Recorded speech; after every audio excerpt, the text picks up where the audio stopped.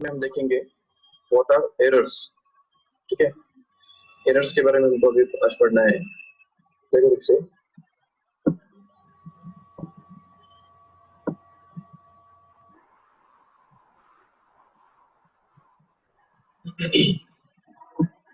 Late us see what are the errors. Error माना क्या और उसके टाइप्स कौन से होते हैं, तो हमको अभी देखना है।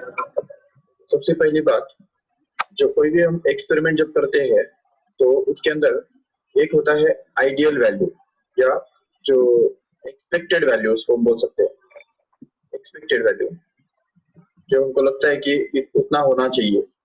ठीक है, लेकिन दूसरा होता है मेजर्ड वैल्यू। ठीक है, तो एक होता है एक्चुअल वैल्यू जो कि हमको लगता है कि उतना होना चाहिए, और दूसरा होता है मेजर्ड वैल्यू। मेजर करने के बाद जब पता चलता है कि वो उतना नहीं है बल्कि थोड़ा अलग है, तो वो हो गया मेजर्ड वैल्यू। अभी ये एक्चुअल वैल्यू और मेजर्ड वैल्यू, इन दोनों के बीच में जो डिफरेंस होता है उसको हम बोलते हैं एरर, या तो फिर से। तो एक्चुअल वैल्यू जो है उसको हम डिनोट करते हैं सपोज एक्स। ठीक है, और मेजर्ड वैल्यू जो है उसको हम डिनोट कर सकते हैं x1 या x2 या x3 या कुछ भी, कोई भी लेटर x4 ऐसा डिनोट कर सकते हैं।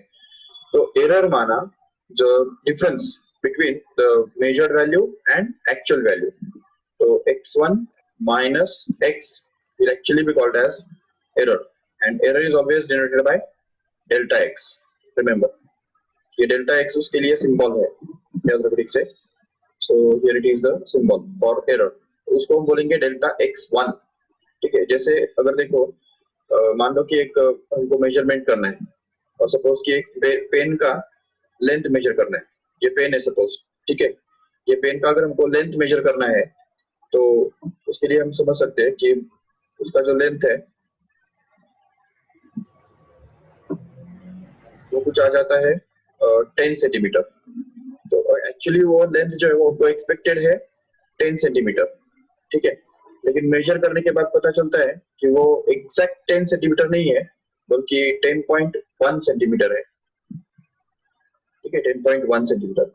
तो अभी ये जो है एक्चुअल वैल्यू कितना होना एक्सपेक्टेड है 10 सेंटीमीटर, और मेजर्ड वैल्यू कितना है 10.1 सेंटीमीटर। तो इन दोनों का अगर हम डिफरेंस निकालेंगे तो वो बनेगा 10.1 माइनस 10,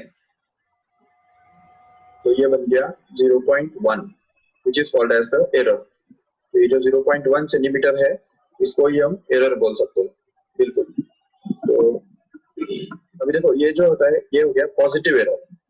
पॉजिटिव क्यों? क्योंकि यहाँ पे 10.1 जो है मतलब मेजर्ड वैल्यू जो है वो एक्चुअल वैल्यू से ज्यादा है, इसीलिए उसको हम बोलेंगे पॉजिटिव एरर। ओके, लेकिन अगर हमने इसको मेजर किया और अगर हमको पता चलता है कि वो 9.9 सेंटीमीटर है, 9.9 सेंटीमीटर, तो हमको पता चलेगा कि ये जो 9.9 है उसमें से अगर हमने ये 10 माइनस किया तो हमको मिलेगा माइनस 0.1 सेंटीमीटर, राइट है, minus 0.1 centimetre, which is called as the basically error, and this will be a negative value. तो ये नेगेटिव एरर हो गया, नेगेटिव। तो नेगेटिव का मतलब क्या है यहाँ पे, because measured value happens to be less than actual value, and hence the difference is going to be negative, and that is called as a negative error. Remember, the positive error and negative error, समझा ठीक से? दोनों में फर्क क्या है? When the error is supposed to be positive, when the measured value is more than actual value. yes, when the measured value is greater than the actual value, then the error is going to be positive. But when the measured value is less than the actual value, then the error is supposed to be negative. Okay, तो ये तो हमने देख लिया कि error can be positive और it can be negative. अभी हम देखेंगे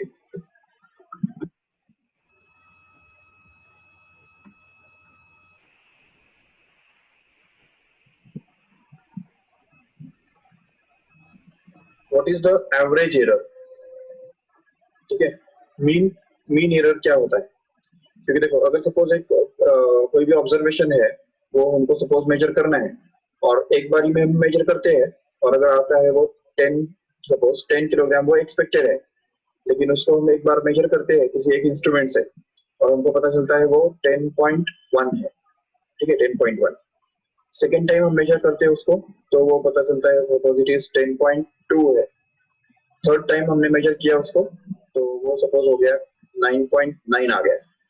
चौथे टाइम मेजर किया वो सपोज 9.8 आ गया किलोग्राम, हाँ सब किलोग्राम में है। और सपोज फिफ्थ टाइम हम जब मेजर करेंगे तो हमको मिलेगा सपोज वो 10। तो ये 5 बार हमने मेजर किया उसको, तो इन सब का जो एवरेज वैल्यू है, मतलब एवरेज एरर कैसे निकालेंगे देखो इससे। तो सबसे पहले हमको डेल्टा x1 निकालना है। डेल्टा x1 मतलब क्या हो गया यहाँ पे, x1 माइनस x बार। ये जो है एक्चुअल वैल्यू जो होता है वो x बार कहलाता है, इसको हम x बार बोल देंगे। और ये सारी जो वैल्यूज है मेजर्ड वैल्यूज, इसको हम x1 बोलेंगे, इसको x2 बोलेंगे, इसको x3 बोल सकते हैं, इसको x4 और इसको x5 ऐसे बोल सकते हैं। और अभी क्या करने का, तो डेल्टा x1 निकालने का इस तरह से x1 माइनस x बार जो बनेगा 10.1 माइनस 10 इटसेल्फ। तो हर एक में से हमको 10 माइनस करते जाना है जिससे हमको ये मिल जाएगा 0.1। ओके, अभी सेकंड जो है ये नंबर x2, उसके अंदर कितना एरर आया वो कैसे निकालेंगे। तो उसके लिए आएगा delta x2 which is going to be equal to x2 minus x bar which is simply going to be equal to 10.2 minus 10 again which is going to be 0.2। And तीसरा जो है डेल्टा x3 जो है वो हमको मिलेगा इस तरह से x3 minus x bar which is going to be actually equal to x3 कितना है 9.9 है क्या नहीं, तो 9.9 minus 10 which comes out to be minus of 0.1। Okay. And similarly we can find out delta x4 also which is going to be simply x4 minus x bar which is simply 9.8 minus 10 which is simply minus of 0.2। Okay, and finally we can get the error in the last number, that is x5। तो यहाँ पे delta x5 जो है वो कैसे मिलेगा हमको, तो देखो x5 minus x bar which is going to be simply 10 minus 10, so that means error is going to be 0। error can be 0 also, ठीक है। तो अगर एक्चुअल वैल्यू और ऑब्जर्व वैल्यू सेम है तो ऐसे केस में क्या होता है, एरर 0 बन जाता है, ठीक है। अभी देखो यहाँ पे हमको क्या करना है, एवरेज एरर निकालने के लिए क्या करना है देखो। So we will get that average error delta x, उसको बोल सकते हैं डेल्टा x। तो डेल्टा x निकालने के लिए ये सारे जो एरर्स हमने निकाले उनका हमको मॉड निकालना है, मॉड, ठीक है ना। मॉड मतलब क्या, ओनली नंबर विदाउट साइन। देखो ठीक है, यहाँ पे ये डेल्टा x1 हमको मिल गया, तो what is this mod of delta x1 going to be same as 0.1 only. तो यहाँ पे हमको सारे जो एरर्स हमको मिल रहे हैं उनका मैग्नीट्यूड निकाल के उनको ऐड करना है, उसका एवरेज निकालना है, एवरेज, ठीक है। तो यहाँ पे आ जाएगा डेल्टा x1 का मॉड प्लस डेल्टा x2 का मॉड प्लस डेल्टा x3 का mod plus mod of delta x4 plus mod of delta x5।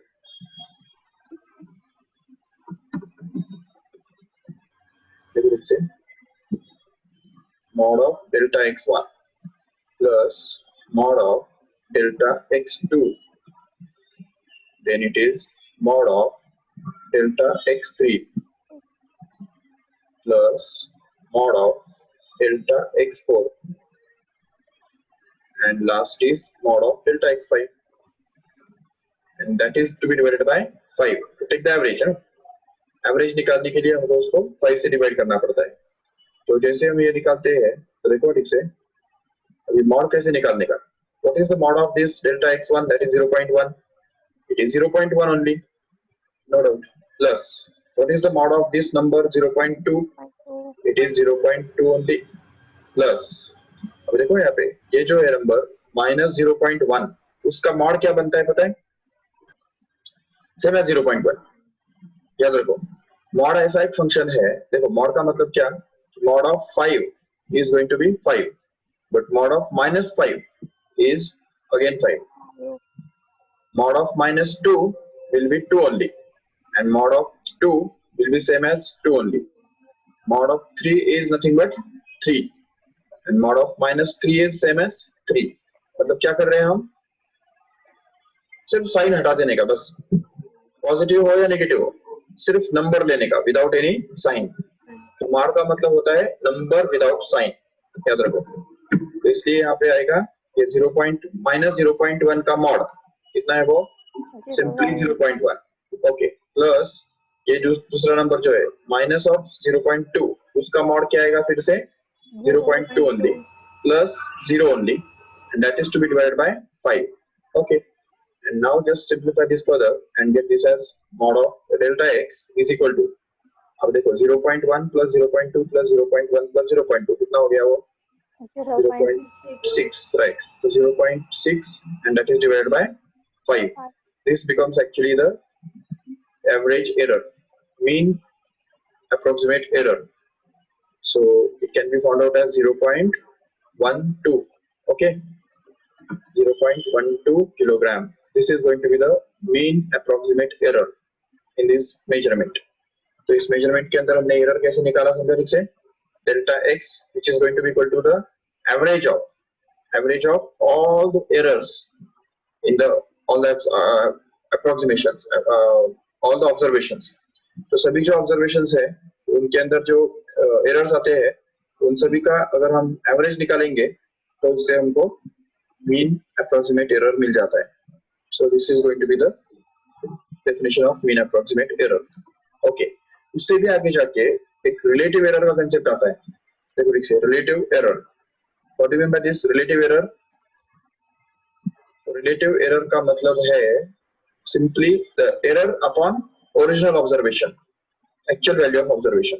तो मतलब ये डेल्टा एक्स जो कि एरर हमको मिल रहा है यहाँ पे उसको हमको डिवाइड करना है किससे, मतलब कंपेयर करना है किससे, ये जो ओरिजिनल ऑब्जर्वेशन है ये वाला ठीक है उसके साथ हमको कंपेयर करना है उसको, तो इसलिए delta x divided by x will give us the relative error. So relative error कैसे फाइंड करेंगे यहाँ पे, तो बनेगा 0.12 that is to be divided by observation, observation का वैल्यू कितना है वो तो 10 है 10, तो उससे 10 को डिवाइड करेंगे तो क्या मिलेगा हमको, ये बनेगा 0.012 that is called as the approximate relative error। and if you want to find out the percentage error, देखो ठीक से percentage error मतलब क्या, this relative error multiplied by 100 मतलब delta x upon x and that is to be multiplied by 100।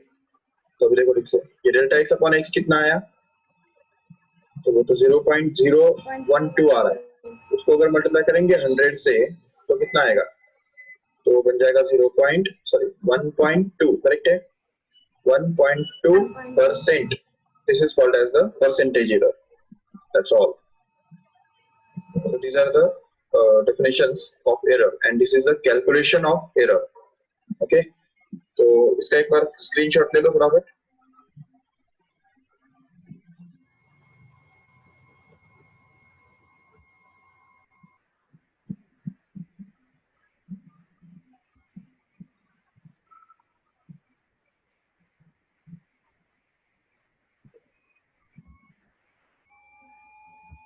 हो गया,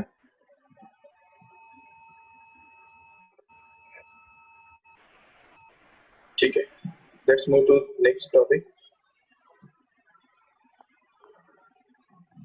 तो देखो what is the formula for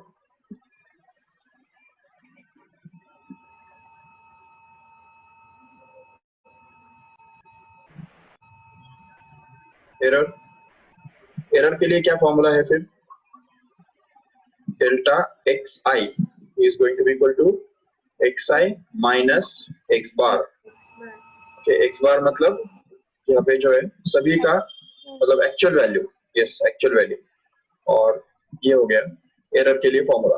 and what is the formula for mean approximate error, तो mean approximate error delta x can be actually found out as mod of delta x1 plus mod of delta x2 plus that is up to mod of delta xn, and that is to be divided by n, where n is going to be the number of observations, remember. तो देखो ठीक से, लेकिन अभी क्या है ना, और हाँ ये हो गया mean approximate error. What is the formula for relative error?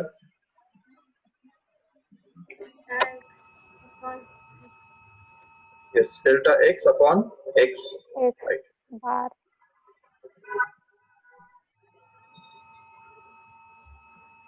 So relative error is going to be simply delta x upon x bar. Okay.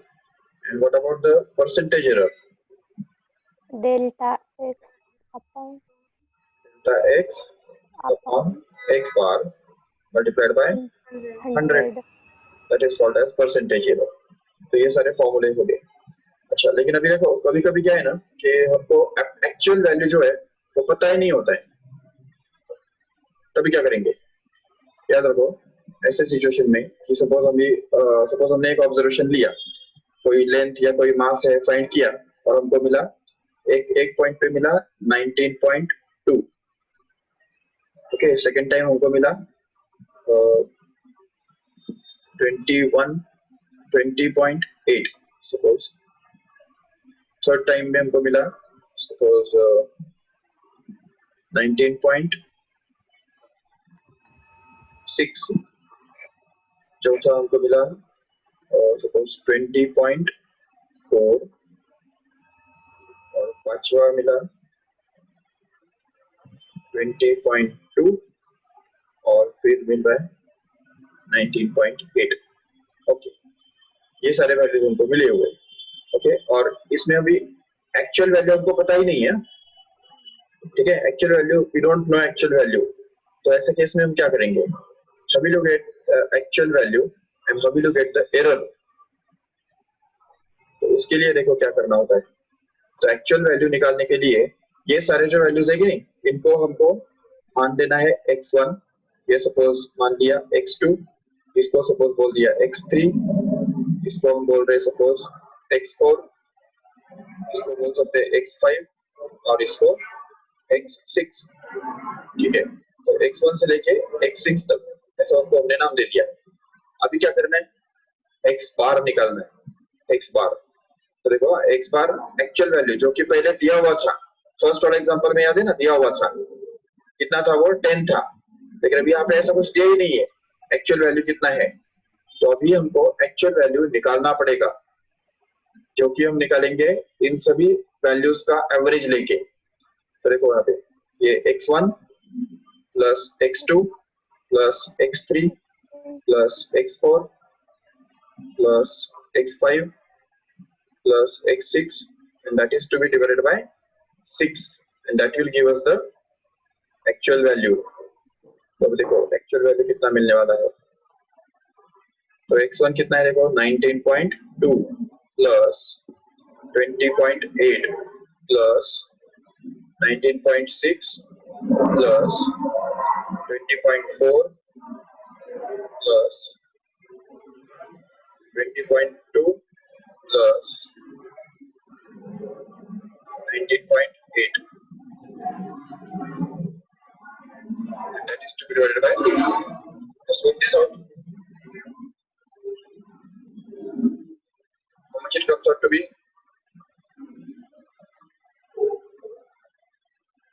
Let's check. It is 120, correct? And 120 divided by 6 comes out to be 20. Okay. तो देखो हमको actual value क्या मिला? 20. ये हो गया actual value. Now once we get the actual value, we can go further in the same way as we have done it in the last example. तो last वाला एग्जांपल में जो हमने किया था तो वही हमको अभी यहाँ पे करना है. So let us do that. So see, पहला नंबर क्या था, तो उसमें एरर कितना आएगा बताओ? डेल्टा x1 कितना आएगा? x1 माइनस x बार जो बन रहा है 19.2 -20 कितना आ रहा है? -0.8 देखो। अच्छा डेल्टा x2 कितना आएगा?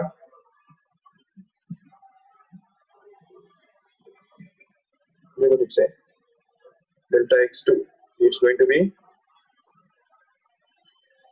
x2 minus x2 minus x bar. What is x2 here? 20.8 20.8. minus 20. It comes out to be 0.8. Okay. Delta x3 is going to be x3 minus x bar. Check करो क्या था हमारा डेल्टा x3 19.6. minus देखो यहाँ पे 19 19.6 है right minus minus 0.4 आएगा है कि नहीं ठीक है तो 19.6 minus 20 which comes out to be minus 0.4 okay delta x4 कितना आ रहा है देखो it's x4 minus x bar which is going to be 20.4 minus 20 correct है जो बनेगा 0.4 and then delta x5 can be written to be equal to x5 minus x bar where x5 happens to be simply 20.2 ना हाँ 20.2 minus 20 which is going to be 0.2 2 and delta x6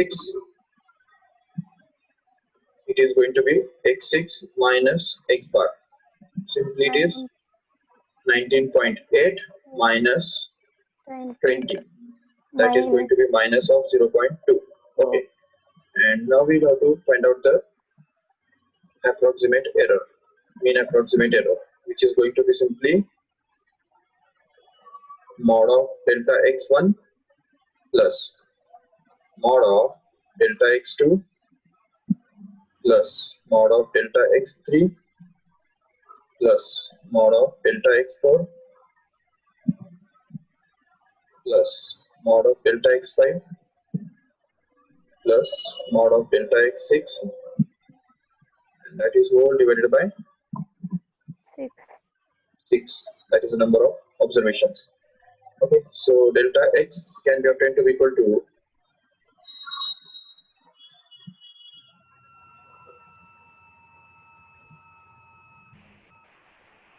तो देखो mod मतलब क्या plus हो या minus हो plus ही लेने का है कि नहीं तो देखो यहाँ पे ये माइनस साइन स्किप करो तो वो आएगा 0.8 right so this is 0.8 plus here it is again 0.8 plus it is 0.4 here plus 0.4 again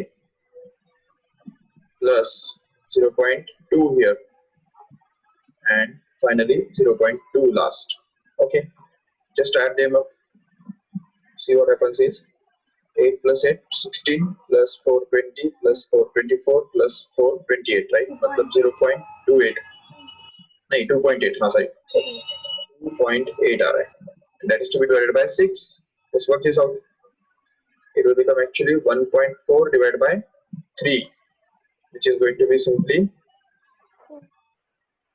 0.4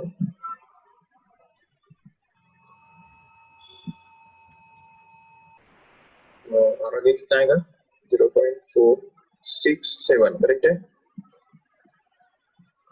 अच्छा अभी यहाँ पे तो वैसे रिकरिंग आ रहा है बराबर तो कितना लिखना चाहिए हमको इसको 0.46667 लिखना चाहिए या 0.4667 लिखना चाहिए या 0.467 लिखना चाहिए या 0.47 लिखना चाहिए क्या लिखेंगे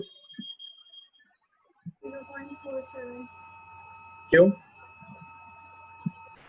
Round off करके. कितने डिजिट्स तक राउंड अप किया तुमने उसको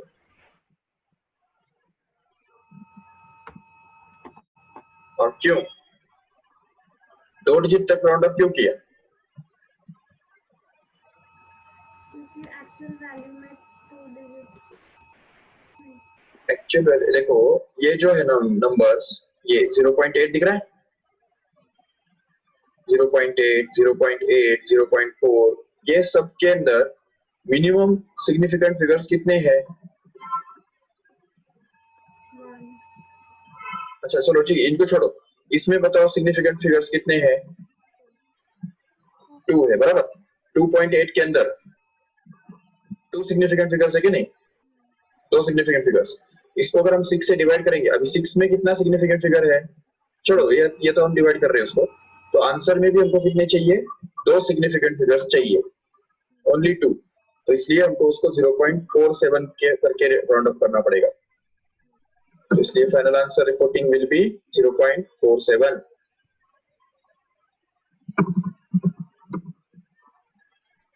ओके, तो ये हो गया हमारा approximate error.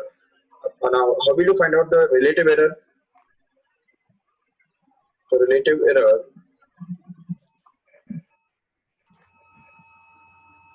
will be delta x upon x X simply. bar. That means it is 0. X bar, right? So that is 0.47. That is to be divided by 20. तो ये कितना आएगा? तो ये बनेगा 0.2 नहीं 0.02 और 3.5। लेकिन क्वेश्चन में ही दो सिग्निफिकेंट फिगर्स है, तो इसमें भी हमको 2 सिग्निफिकेंट फिगर्स रखने पड़ेंगे कि नहीं? तो अभी लास्ट में तो यहाँ पे 5 आ गया, तो 5 के लिए रूल क्या कहता है?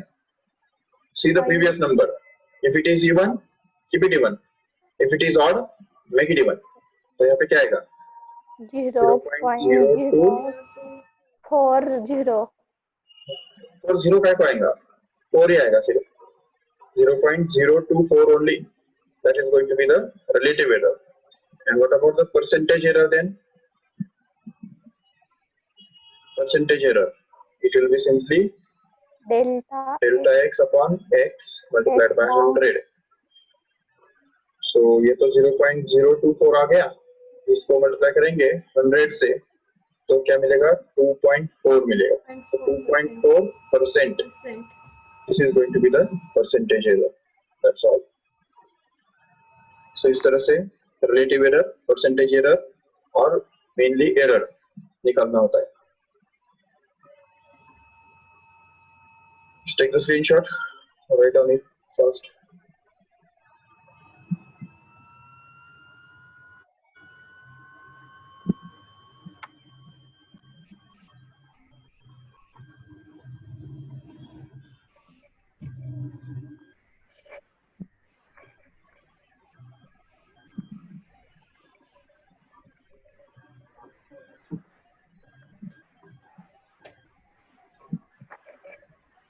हो गया? ओके,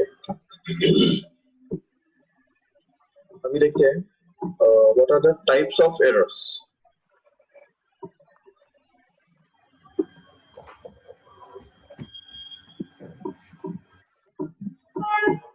देखो देख से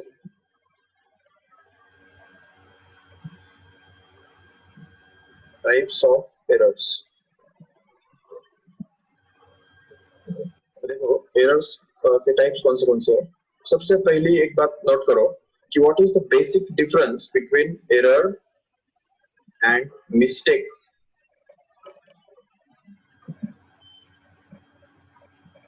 we should clearly distinguish these two. नहीं तो अगर हमको डिफरेंस ही पता नहीं रहेगा एरर किसको बोलने का और मिस्टेक किसको बोलने का, तो होगा क्या है कि हम करेंगे मिस्टेक और बोलेंगे इट्स एरर। ऐसा तो नहीं होना चाहिए ना। एक्सपेरिमेंट के अंदर हम देखो क्या होता है कि कितना भी केयरफुल हम ऑब्जर्वेशन करेंगे तभी भी एक्चुअल वैल्यू और मेजर्ड वैल्यू इन दोनों के बीच में कुछ ना कुछ डिफरेंस आता ही है और उसको हम एरर बोलते हैं। ठीक है, error is going to be the difference between the actual value and measured value for number of reasons. बहुत सारे रीजंस की वजह से एरर्स आते हैं, मतलब एक्चुअल वैल्यू और मेजर्ड वैल्यू के बीच में डिफरेंसेस आते हैं, तो उसको हम बोलेंगे एरर। एक्चुअली एरर जो है वो कभी भी हम इलिमिनेट नहीं कर सकते। एरर एक ऐसा चीज है जो कभी भी हम खत्म नहीं कर सकते उसको।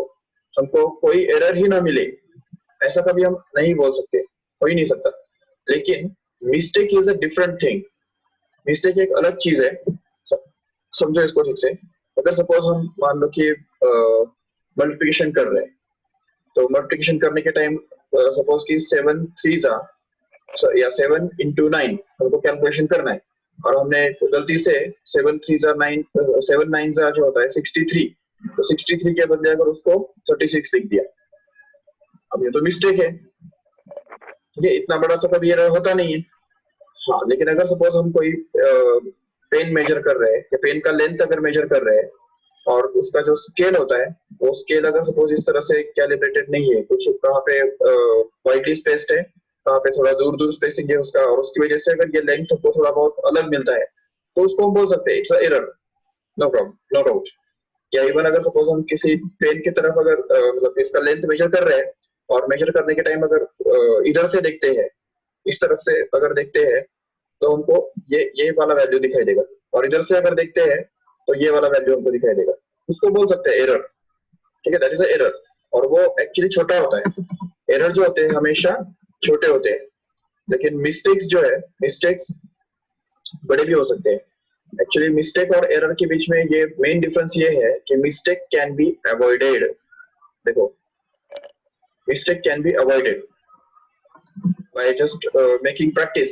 अगर एक ही एक्सपेरिमेंट हम एक बार करेंगे, तो पहली बार मिस्टेक हो सकता है, दूसरी बार मिस्टेक हो सकता है, ठीक है। लेकिन एक समय आएगा कि जब हमको एक्सपीरियंस होगा, जब हम एक्सपर्ट बनेंगे, तो एक्सपर्ट जो ये होता है, एक्सपेरिमेंट करने वाला जो होता है, उससे मिस्टेक होने के चांसेस नहीं होते, ठीक है। उसके उसके द्वारा मिस्टेक तो नहीं होंगे, लेकिन एरर उससे भी होते हैं। एरर जो है वो ऐसी चीज है जो हम निकाल ही नहीं सकते। किसी भी तरह, किसी भी एक्सपेरिमेंट के अंदर एरर ना आए, ये पॉसिबल नहीं है। एरर तो आएगा, हाँ, we can minimize them, we can only minimize the errors, but we can never remove them. But on the other hand, mistake can be removed completely. तो mistake को हम पूरी तरह से remove कर सकते हैं, या eliminate कर सकते हैं, बिल्कुल।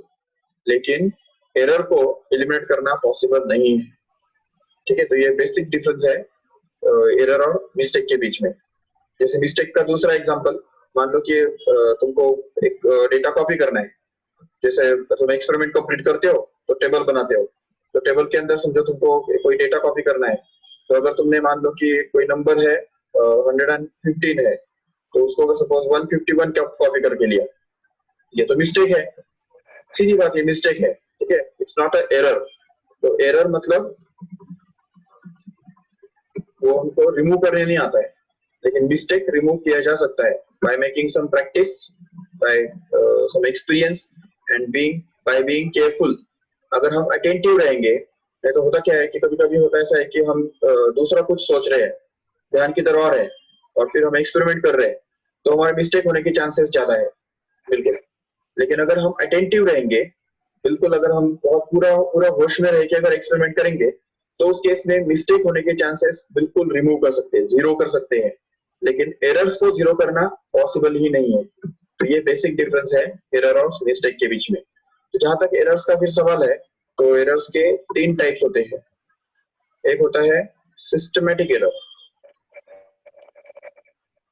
या तो ब्रिक से सिस्टमैटिक एरर। दूसरा होता है ह्यूमन एरर, और you can say it as a personal error.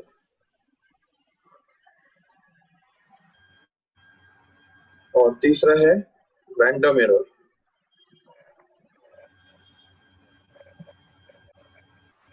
So ठीक है, systematic error, personal error and random error, these are the 3 types. Again systematic error के अंदर एक छोटा पार्ट आता है इंस्ट्रूमेंटल एरर। याद रखो, इंस्ट्रूमेंटल एरर। अभी देखो, what is systematic error by the way. Systematic error मतलब ऐसे एरर्स कि जिनका कोई पैटर्न होता है, ठीक है ना। जो एरर्स भी कुछ ना कुछ पैटर्न फॉर्म करते हैं, फॉलो करते हैं। The errors which follow some definite pattern are called as systematic errors. Just for example, if we have a we are going to do an experiment of finding the period of simple pendulum. एक pendulum हमने लिया और उसको यहाँ पे लटका दिया और यहाँ से उसको छोड़ दिया. जैसे हम छोड़ देंगे तो वो ऑसिलेट करेगा, आगे पीछे इस तरह से ऑसिलेट करेगा. ठीक है, जैसे वो ऑसिलेट कर रहा है तो ऑसिलेट करने के टाइम उसका अगर सपोज उसका जो सपोर्ट है वो सपोर्ट के साथ जो वो घिसता है, फ्रिक्शन होता है, तो उस फ्रिक्शन की वजह से जो एरर आता है, या जो यहाँ पे अगर सपोज उसको हमने बिल्कुल हॉरिजॉन्टल नहीं उसको क्लैम्प किया है, बल्कि थोड़ा टिल्टेड डायरेक्शन में अगर उसको क्लैम्प किया है, जो उसका सपोर्ट है वो थोड़ा सा सपोज टिल्टेड है, तो उसकी वजह से जो एरर आते हैं ये सारे जो है वो सिस्टमैटिक एरर्स हम बोल सकते हैं इनको, क्योंकि ये एरर जो है वो एक्चुअली एक डेफिनेट पैटर्न फॉलो करेंगे. या अगर सपोज एक मैग्नेट है, मैग्नेट, ये मैग्नेट का जो ये होता है ना सुई, नीडल, मैग्नेटिक नीडल उसको हम बोल सकते हैं, इस तरह से होता है वो. ठीक है, अभी ये मैग्नेट का नीडल जो है वो भी जिस सपोर्ट पे लैंड करता है, जिस सपोर्ट पे वो बैठा है, वो सपोर्ट अगर हॉरिजॉन्टल नहीं है, थोड़ा टेढ़ा है ऐसा, तो वो नीडल क्या करेगा, इस तरफ या जाने के लिए थोड़ा सा रेजिस्टेंस ऑफर करेगा, क्योंकि उसका सपोर्ट जो है थोड़ा टेढ़ा है. तो वो टेढ़ा सपोर्ट होने की वजह से कहीं ना कहीं वो अटकेगा, कहीं ना कहीं अटकेगा. तो जैसे ही वो अटकता है, जिस डायरेक्शन में अटकेगा, तो उसकी वजह से क्या होगा, यहाँ पे एक सिस्टमेटिक एरर इसके अंदर आ जाएगा. तो ये होता है सिस्टमेटिक एरर. से इसका स्पेशल टाइप है instrumental error.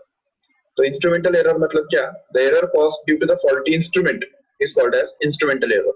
Just for example, if suppose we have a scale, एक जैसे हमारे पास स्केल है, लेकिन उसका जो डिविजन्स है वो इक्विडिस्टेंट नहीं है. यहाँ पे सपोज थोड़ा कम डिस्टेंस पे है और यहाँ पे सपोज थोड़ा ज्यादा डिस्टेंस पे है. यहाँ पे वापस क्राउडेड है और वापस यहाँ पे वो वाइडली सेपरेटेड है. तो ऐसे केस में अगर हम इससे छोटा डिस्टेंस, अगर यहाँ से यहाँ तक का जो डिस्टेंस है वो अगर मेजर करेंगे, सपोज देखो इतना डिस्टेंस अगर मेजर करेंगे तो हमको कितना मिलेगा, वो 2 ही मिलेगा. लेकिन एक्चुअली अगर ये जो वाइडली सेपरेटेड होने की वजह से एक्चुअल डिस्टेंस कितना है, यहाँ पे 3 रहने वाला है, 3 या 4 रहने वाला है.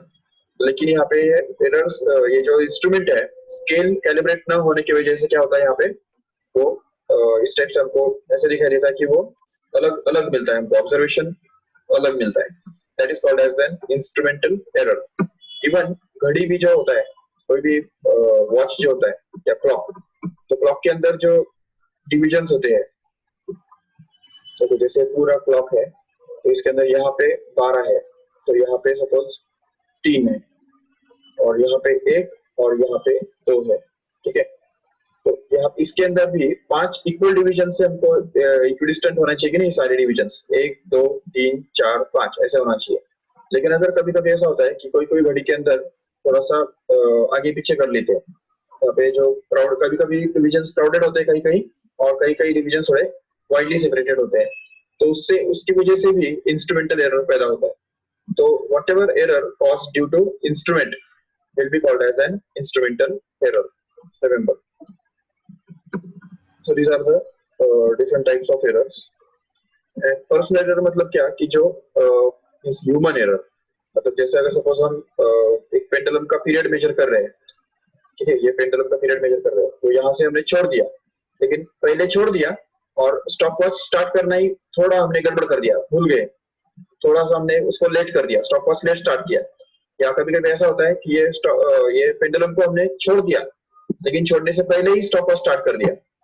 तो there is a small difference in the instant when we release this pendulum and start the stop watch. तो वॉच को ऑन करने के इंस्टेंट पे और ये जो पेंडुलम को छोड़ने के इंस्टेंट में थोड़ा अगर डिफरेंस हो जाता है, तो वो डिफरेंस एक तरह से क्या हो गया, पर्सनल एरर हो गया. तो जो ह्यूमन बीइंग की वजह से, ह्यूमन बीइंग के जो ऑर्गन्स है, सेंस ऑर्गन्स है, हमारे हाथ पैर कान नाक आंखें, तो ये इनके लिमिटेशंस की वजह से जो एरर्स हमारे अंदर आते हैं उसको बोलते हैं पर्सनल एरर्स.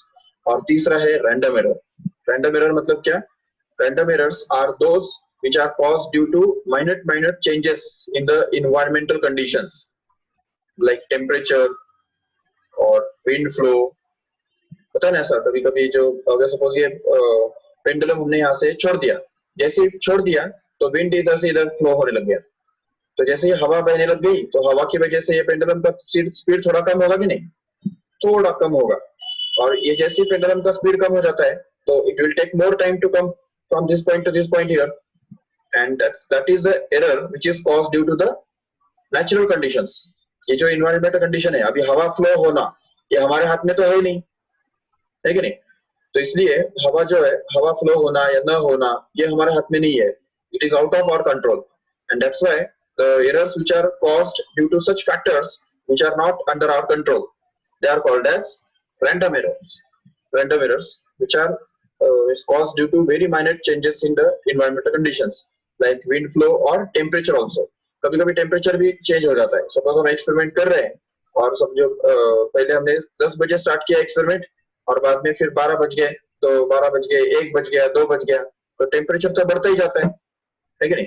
तो ये जो टेम्परेचर बढ़ना है ये एक तरह से इन्वायरमेंटल कंडीशन के अंदर आने वाला चेंज है, और उसकी वजह से जो इस नेचर के अंदर छोटे छोटे माइनर लेवल पे, एटॉमिक लेवल पे जो चेंजेस होते हैं, तो उनकी वजह से, जैसे अब यहाँ पे ये जो पेंडुलम है उसका जो थ्रेड है, इस थ्रेड के अंदर लेंथ में थोड़ा सा इंक्रीमेंट आएगा टेम्परेचर बढ़ने की वजह से, या इस ये जो पेंडुलम है उसका मास थोड़ा सा बढ़ जाएगा, इसकी वजह से, सॉरी मास नहीं, सॉरी उसका साइज थोड़ा सा बढ़ जाएगा एक्सपांशन होने की वजह से, टेम्परेचर के इंक्रीज होने की वजह से। तो ऐसे छोटे छोटे जो हमको बहुत पता नहीं चलते हैं, ये हमको बहुत माइनर चेंजेस होने की वजह से हमको ये पता नहीं चलते हैं, लेकिन होते रहते हैं ये चेंजेस, और इसकी वजह से जो एरर्स आते हैं उनको रैंडम एरर्स बोला जाता है। बाकी कोई भी एरर्स हम मिनिमाइज कर सकते हैं, लेकिन रैंडम एरर्स को एलिमिनेट करना या मिनिमाइज करना बहुत मुश्किल है।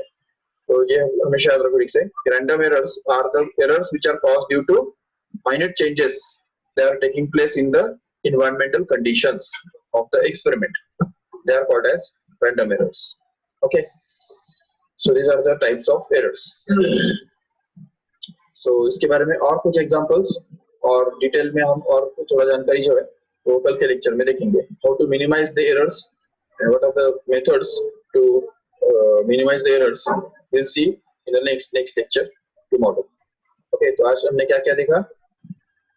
एक तो एरर्स का calculation of errors and types of errors. तो ये जो है ये थोड़ा सा आप होमवर्क करके लाओ, कल जो है टेक्स्ट बुक में से जो इसके ऊपर जो क्वेश्चंस है तो वो थोड़ा सा सॉल्व करके लाओ और मुझे दिखाना कल, ठीक है? Okay, so let us start this lecture here. 4 o'clock को आपका बायो का लेक्चर है और 5 o'clock को मैथ्स का लेक्चर है। मैंने बताया था ना कल 3 लेक्चर रहने वाले हैं, तो 4 बजे से 4:45 तक, ठीक है? 45 मिनट्स के लेक्चर है सभी। तो 4 to 4:45 bio lecture will be there, and 5 to 5:45 तो maths lecture will be there. Maths का मुझे लगता है एंगल्स एंड देयर मेजर्स ये चैप्टर चल रहा है, मतलब स्टार्ट ही किया था सर ने जस्ट, तो अकॉर्डिंगली ठीक है। तो ये लेक्चर मैं यहाँ पे एंड करता हूँ। Have a 10-minute break and just join the bio lecture after 10 minutes at 4 o'clock. Thank you.